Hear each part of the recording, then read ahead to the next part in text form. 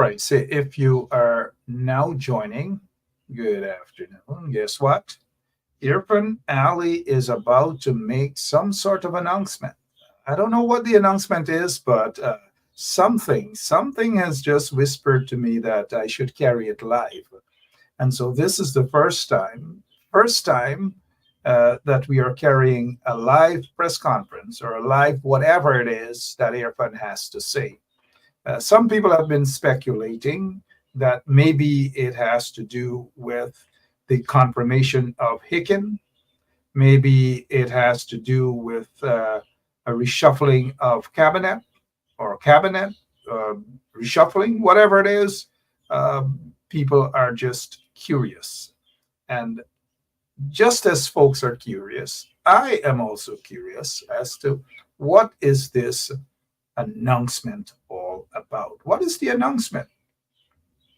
What is the announcement? They said it's going to be live. They said all sort of things. I don't know. I don't know. So, what do you guys think? While we await um, this live, whatever it is more money. What do you guys think? Come on. What do you guys think in the meantime? Let's talk. Talk about it. What do you guys think?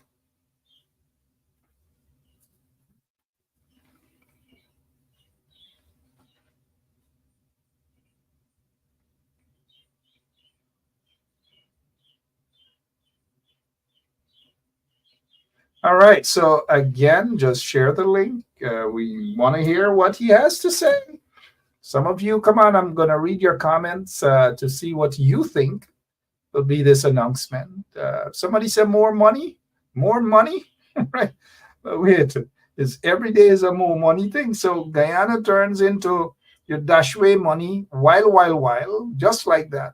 While. While somebody said that he's going to announce that Jack Deal is dead. Hey, y'all not easy. I think it may do with it probably has to do with confirmation of Hicken, and they may put replace Hicken with may replace Hicken with Kareem Bach. That's just my take, mind you. You know, I don't have to be right all the time, mind you. I don't, but I'd be surprised, but not now. But um, if it is elections and GCOM has not been properly notified, GCOM has not been saying anything. So I doubt that, but I wouldn't be surprised because the way that they have been dashing out monies like that, left, right, and center, dashing out. That's what they've been doing. Everybody rushing now to become contractors. Money is just doling out, and these people who collecting the monies, they don't know that they're basically they can't control the monies. They can't control it. Let me see what you guys are saying. What do you think? What do you guys think? What's going to be this announcement? Let's go, guys! Come on, let's. I do hope whatever the announcement is, that opposition, the opposition, uh, will have an immediate response right after this, whatever the announcement is, right after the announcement, immediate plan. So here are two things that I'm going to predict. One, confirmation of Hicken. Two, replacement of Hicken, and the person to replace that is Kareem Bach. Then there might be cabinet reshuffle. There might be a removal of um, Ramson. There might be a new minister, and watch out for that. Might be a new minister. Don't be surprised if it's a female of African descent being put in whatever position, maybe ambassador. I don't know. I'm speculating, guys, and I want you guys to speculate also. I'm reading your comments. Thank you, Denise Smart Felix. Someone, Gully God, said that he thinks that he will confirm Hicken. Francine Cruz said more Dunn's plans. That's true. Lots and lots of Dunn's plans indeed. And John said, y'all gone, get y'all. Oh, and John talking Yankee, y'all gone, get y'all. I don't know where y'all gone yet. I honestly don't know where y'all gone yet, but I want you guys to say what you think this is all about. Come on, guys. Come on, don't let me do all the thinking. You guys can think too. Y'all are smart people. Y'all are so smart that I don't know how come some of y'all didn't become um, president. Instead, y'all have the presidents. Uh, the press conference is, or whatever it is, announcement. It hasn't started as yet. What do you, or 200,000? Good afternoon, you guys. And as you see, the president is there on the screen. And the reason for that is that we're hearing that they're preparing for a press conference. There's no press conferences yet. Nothing is yet. So we can just what is it? It's 38 minutes. 38 minutes after 4 o'clock. 38 minutes after 4 o'clock in the afternoon. Good afternoon. We're to all of you, wherever you are. If you're in Blackbush Polder now, coming out with your cows, your sheep, your goats, whatever it is, good afternoon. Because now it's not like long time when and guys grazing cows and goats. You don't have nothing. You just gotta wait till you come back from the water side or back down to hear what's going on. And guys have cell phones. They have all sort of phones now. They go graze cows and stuff with laptop computers. All right, let's see what's going on now, guys. We're ready. We are ready. Y'all ready? I'm ready.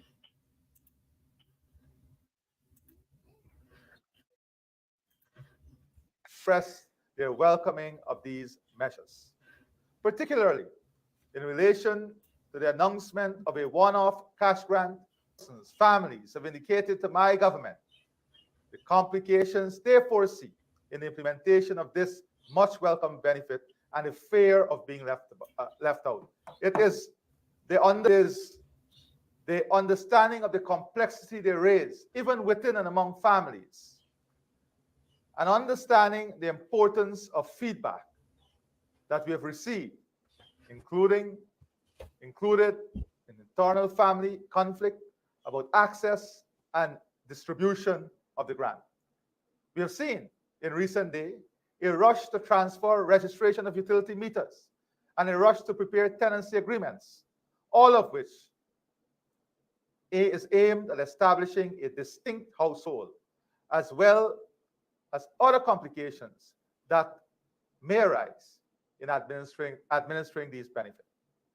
Having regard to these challenges, whether real or perceived, I instructed last Friday that this measure be re-examined with the aim of expanding the benefit while removing the challenges previously highlighted.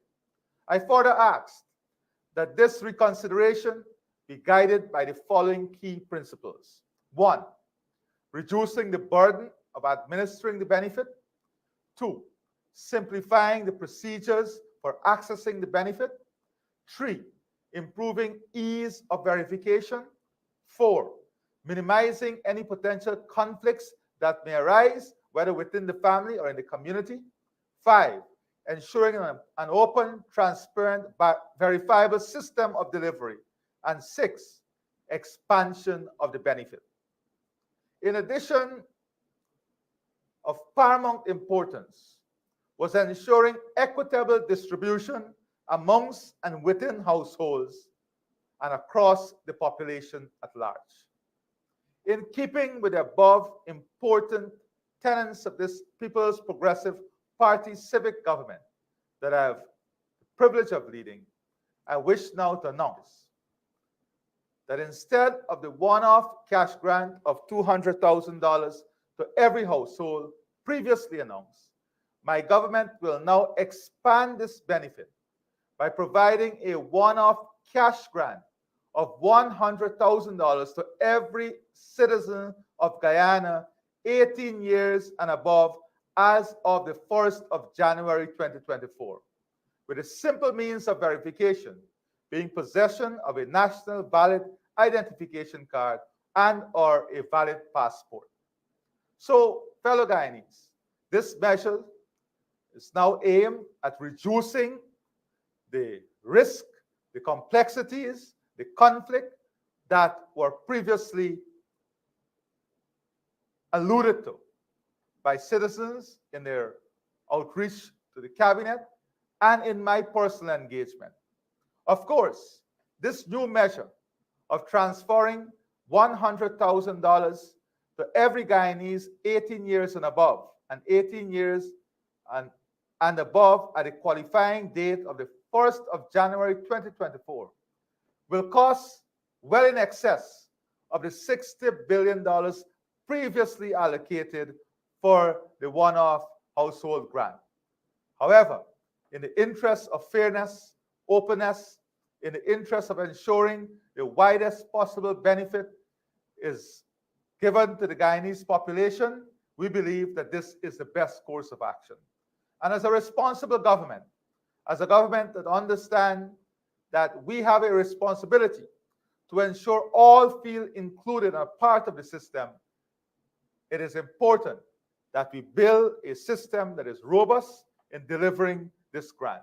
And the simplest way, most verifiable way, was the $100,000 for every Guyanese 18 years and above, with a qualifying date of the 1st of January 2024. That is achieving the age of 18 on or before the 1st of January 2024. And every Guyanese with a valid identification card and or a passport will be the beneficiary of this benefit, and your means of verification is simply your valid ID card or your valid passports.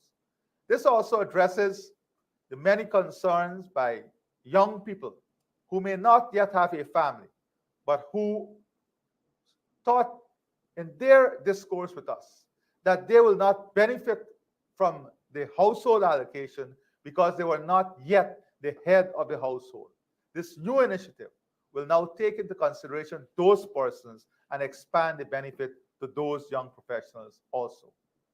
Furthermore, it would be recalled that I also announced the abolition of tuition fees at the University of Guyana with effect from the 1st of January 2025. In response to feedback received, I now wish to announce that the tuition fees will also be abolished at all government technical and vocational training institutions, including all of the technical institutes, the Guyana Industrial Training Center, the Carnegie School of Home Economics, the Guyana School of Agriculture. All of these, the tuition fees will now be abolished. This measure will benefit in excess of an additional 3,000 persons in our population. I wish, therefore, to make these announcements in keeping with my government efforts in ensuring that greater benefit, greater access to benefit, more equitable access to benefit, a more open and transparent access to benefit is the realization of every Guyanese, and the full potential of our policies are aimed at empowering and helping as much persons as possible. I thank you, and God bless you.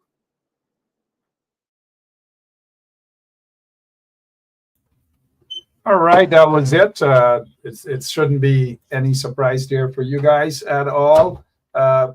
we will be joined by former Minister of Finance, uh, Mr. Winston Jordan. Uh, we are awaiting the arrival of Mr. Winston Jordan, so that you guys can uh, hear exactly what an expert in this area has to say about what Irfan Ali just announced. Winston Jordan, yep, coming shortly. I know you guys. This is an impromptu. This is was obviously Irfan Ali just got out of his bed at State House, decided to dash on a shot and to come out and tell you guys, you know, you know, give you guys that little bit of news. Like I've said, that Mr. Winston Jordan, former finance minister, is going to give an immediate response on what just transpired. There's no excitement. I agree with you guys. It's nothing new other than to say 100,000. So, he decided that, look, oh, they're giving every household $200,000. Political gimmicks. And now they 48, 72 hours after, oh, wait a minute, we're going to give each household. But guess what? Each member of the household. But you've got to be 18 years and older. 18 years and older, and you're going to get some.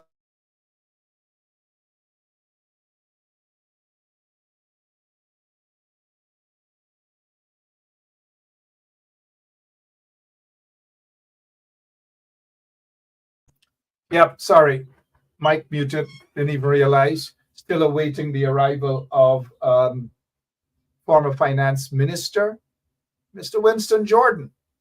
Awaiting the arrival of Mr. Winston Jordan to break this thing down for you. Many folks, and of course, we thought that, guess what? We thought that it would have been the confirmation of Hicken, but obviously they don't want Hicken, right? They're playing political football with Hicken. Not sure.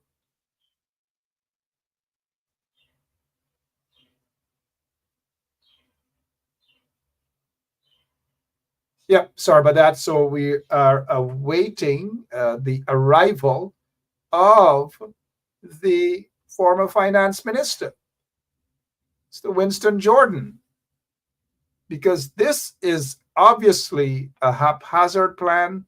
There's nothing, absolutely. These guys, Irfan Ali didn't sit down. They didn't plan this properly. It's just that they're dashing things out there just like that, dashing it. Whatever it is, dashing it out there. Nothing whatsoever. What do you guys take on what Irfan Ali just announced? Christmas blow blow. What is your take on what he announced here? Again, Christmas blow blow. So we're going to try to ensure that we have on the former Minister of Finance, Mr. Winston Jordan, so that we can at least hear what Mr. Jordan has to say concerning what Irfan Ali just announced.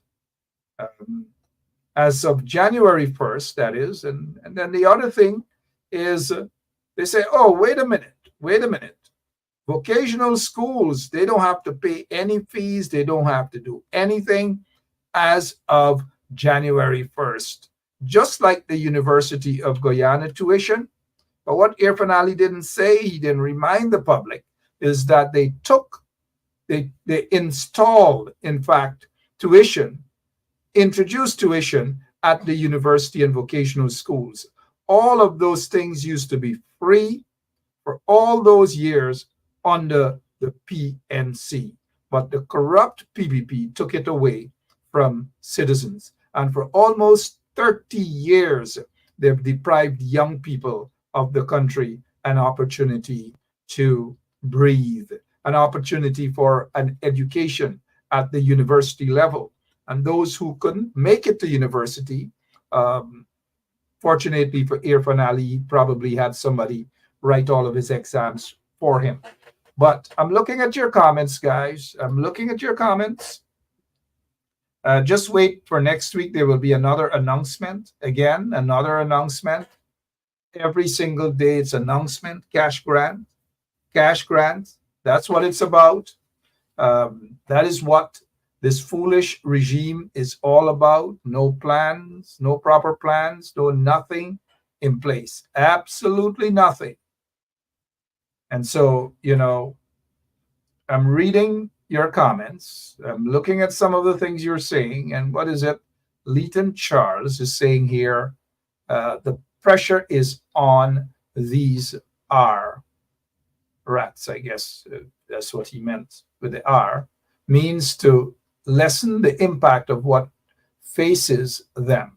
Political jigoism by the inept administration, of course, inept administration.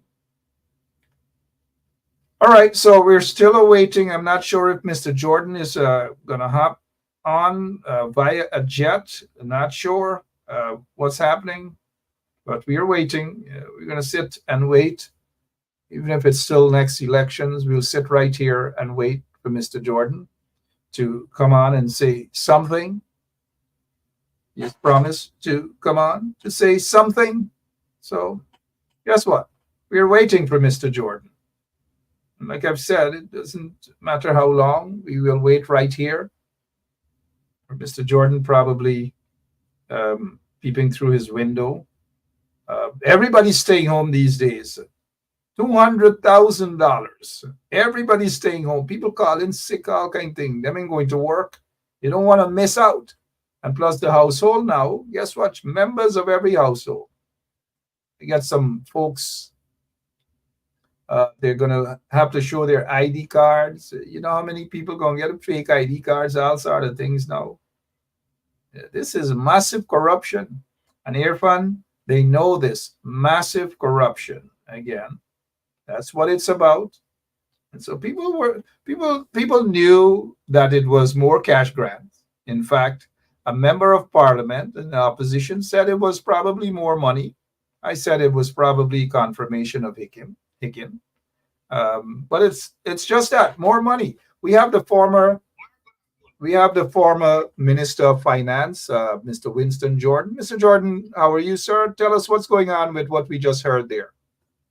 What I'm saying, what going on is a victory for communication, and it's a victory for the opposition again. I mean, can you imagine what would have happened if this government in their 4 years was consulting more with the opposition? And certainly myself, because I worked for that government for how many years?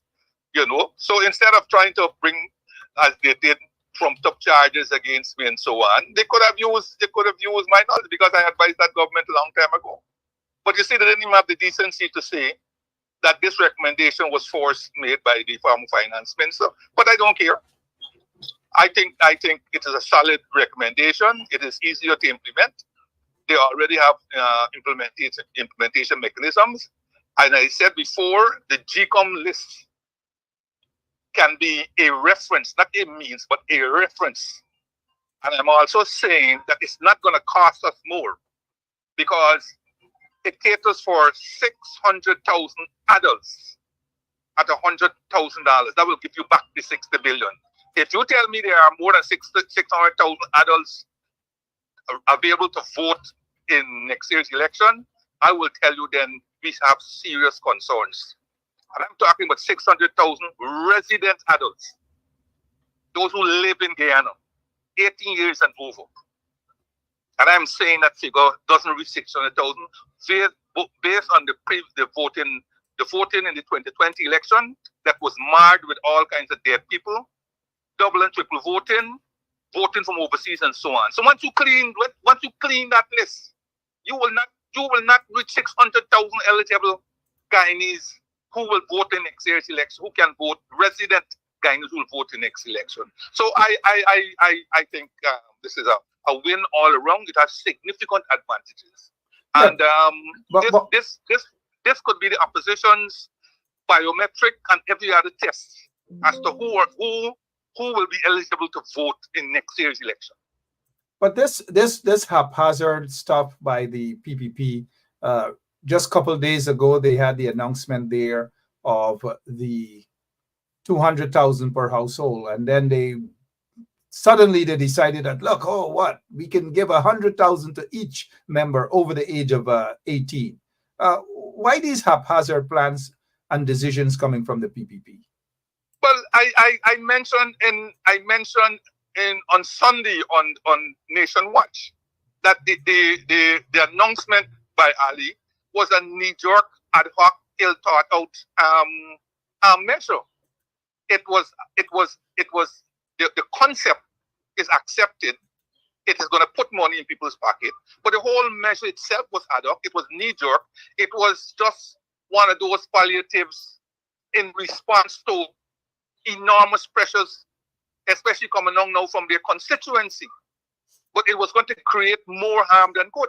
And all they needed to do is to go back to the COVID grant to find out how much harm it would have done. Right? And that is why I recommended you deal with adults resident in Guyana. And as I said, I had a more open reason why I wanted to go down that road, because it would approximate those who are eligible to vote in next year's election. And it's good that he gave a cutoff date of January 1, because that makes it even more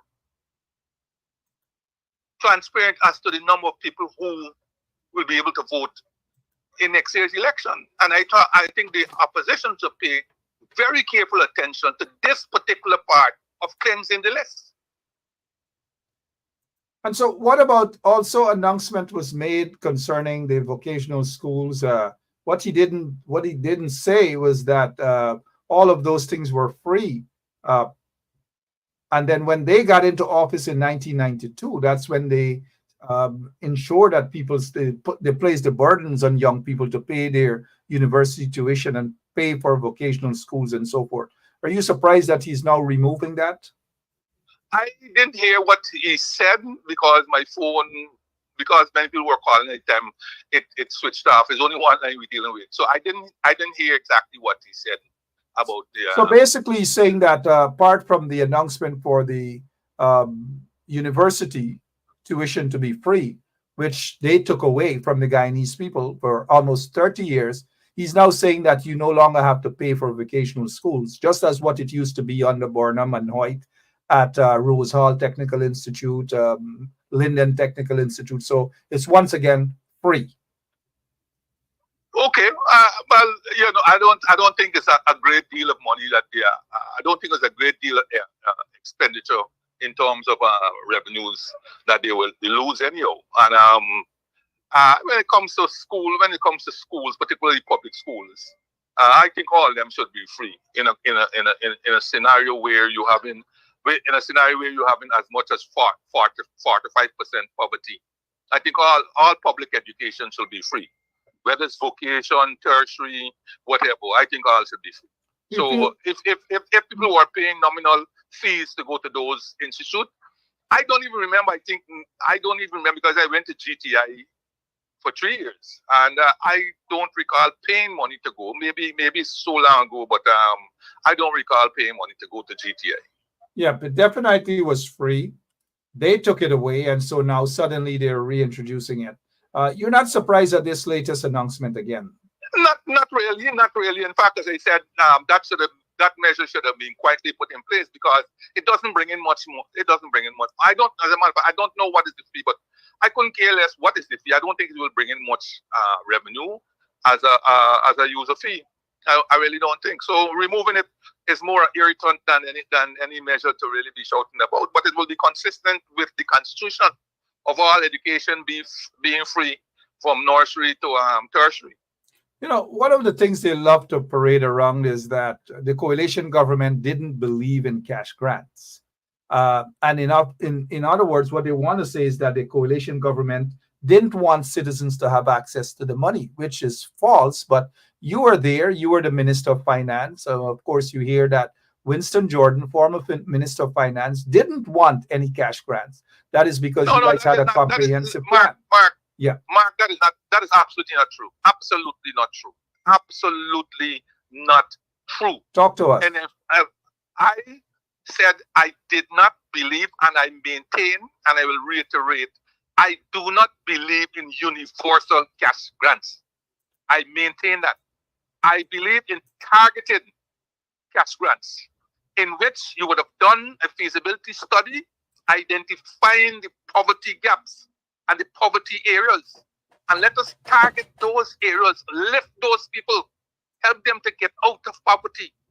In addition to also related social protection programs, upgrading social protection programs, like the free transportation for school children, like the free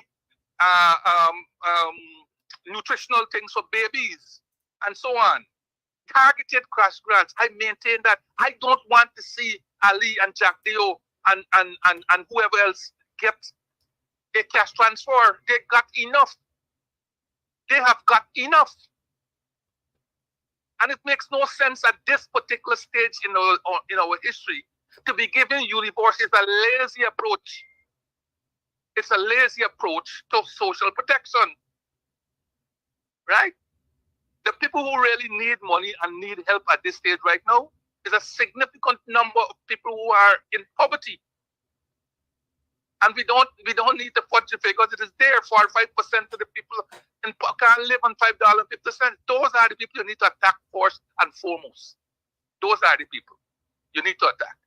Again, not a universal lazy cash grant giving people who already got serious money and who will spend that money in one night at one of the social clubs that you have around the place. I said I believe in targeted cash grants, not universal blanket cash grants. do you see this as a recipe for massive corruption? We saw it with the COVID cash grant, but what about this bigger? Well, look, look in the COVID cash. Now you can't deny somebody. In the COVID cash grant, you use all kind of specious arguments to deny people the cash grant for the household. But you can't deny somebody who has proof that they have been resident in Guyana, they're 18 years, and they're a Guyanese citizen. You can't. Right? That will be extremely difficult. I think one of the issues you're gonna have to is people who are not really Guyanese slipping in, and people who got 2 and 3 different ID cards, how they voted in previous elections. Those are the ones you're gonna have to be worried about, and those are the ones you're gonna have to find. The opposition itself gonna have to find ways and means of how to weed them out. Because there got a lot of people who got 2 and 3 different ID cards, right? And you got a couple of false people who have ID cards, but they are not really Guyanese. So, but I hope that those numbers are not significant enough to put a dent into the measure. You understand? They seem to have no idea of their own. Just piggybacking on the opposition, piggybacking on what you guys have said and planned under the coalition government. We're seeing it, and we're glad that former finance minister, an expert in this area, is giving us his opinion, his take. I noticed there's someone, and lots of folks are really saying that they see this as an elections bribery. Well, look, Mark, right now, people are suffering. People are, people couldn't care less whether it's election bribery or whatnot. When you put money in people's hands, they don't care how it comes. You understand? You don't care how they don't. That's why in Colombia, what was his name was he was like a godfather, right? Significant poverty, and he used to be doling out money, and so he was like a godfather. We see right? Escobar. We see some of them in Guyana. We see some of them in Guyana. When people are hungry, they don't care where food come from, right? So I won't bother too much about whether it's election gimmick and all this kind of thing. People in power and got money, they got a right to use money and whatever else for election gimmicks and all kind of thing. People who in power will do everything to stay in power. And as they say, if you're in power and you lose power, well then you weren't supposed to be in power in the first place. Right? So I'm not gonna waste time about whether it's election gimmick and so on and so forth. The opposition got to work on their constituents to make certain that they are educated enough to understand that this is their money and it's not somebody's pot of gold in their private safe that they're handing out. This is their money. They're entitled to it, and they must get it. All right. And it doesn't affect who they're following, how they will vote, and so on. Mr. Winston Jordan, All right. former finance minister, we thank you so much for your snap reaction to what Irfaan Ali just announced. Thank you so much. Hope that the opposition would utilize you in a meaningful way, because you are a heavyweight, and that is what they need at this time in the opposition. Heavyweight as it pertains to matters of the economy and these sort of things. Thank you so much. So appreciate it, sir. Thank you. Yeah. Bye. All right. Mr. Winston Jordan, former finance minister of Guyana. 100,000 one-off. It means you just get it one time, you just dash it at you, and that's it. To every Guyanese citizen, 18 years and above. You've got to be 18 years and above, according to this announcement by 19 fraud charge guy. So that is just what it's about. So it's so he did say in addition to the 200. So I'm not sure what's happening here. Instead of the one-off cash grant of 200,000 to every household previously announced, the cash grant will be given to every single adult citizen of Guyana who would have attained the age of 18 years as of the 1st of January 2024. So, hey, right? These people, these pacus in the PVP, that's what they are, pacus. Just get up and that's it. Hey, what are we doing today? Oh, that's what we're going to do? All right, so that's what it is. That's the announcement. I don't know. These guys are a bunch of headache. Thank you all so much for your time. Hopefully the opposition, they will get a proper response. At least we heard from a heavyweight expert in economics. He is, of course, well experienced, been around the block for quite some time, and an experienced economist. That's what it is. That's what we need. All right, so I'm out of here. People are talking about Pablo Escobar. Yeah, Guyana get their local Pablo Escobar handing out stuff, building little 1, 2 little small houses here and there, thinking that people envy them for their little, wherever they get their money from. I'll say sorry about that. I always have this market laugh. But I'm out of here, guys. All of you. I'm reading your comments. Kelly Abrams is asking if he said, meaning Irfaan, had said anything about the manner of distribution. Nah, ain't ready. They're just going to move into the nights and get fake ID cards and thousands of fake ID cards. And you know what happened there, right? Thousands of fake ID cards. So read between the lines, guys. I'm out of here. See you guys later tonight on Straight Up. Tata. Yeah, my name is Jasmine Caldata Francis Vietnam, and since 1965 I become a voter, and I always place my ex next to the cup, and what they are doing today, I can't take it. So I have no more vote to give to PPP anymore. I'm not going to vote anymore no more. If they have to lose by 1 vote, they're losing it by data. I have none.